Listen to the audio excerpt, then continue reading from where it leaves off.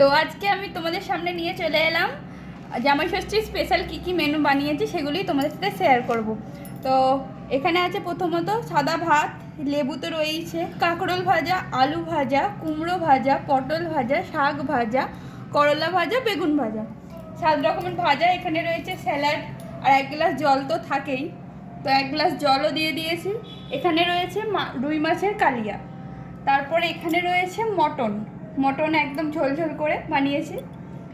তো এখানে রয়েছে পাঁপড়, চাটনি, আর এখানে রয়েছে মাখা সন্দেশ, আম দিয়ে মাখা সন্দেশ। এই ভিডিওটা আমি অলরেডি আপলোড করে দিয়েছি, তোমরা যাও এবং দেখে নাও।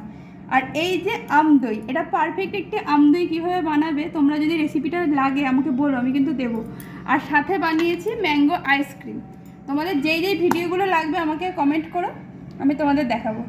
এই দেখো কত সুন্দর পারফেক্ট আইসক্রিমটা বসেছে। তো এই সমস্ত কিছু আমি বাড়িতেই বানিয়েছি। তো দেখো এই হচ্ছে আমার বরের জন্য আমি সমস্ত কিছু আয়োজন করেছি, যেহেতু আমার মা দূরে আছে, তো এই জন্য মা বলেছে, তো তার জামাইয়ের জন্য এত কিছুই আমি আয়োজন করে দিয়েছি। তোমরা জানিও কেমন লাগলো এই ভিডিওটি।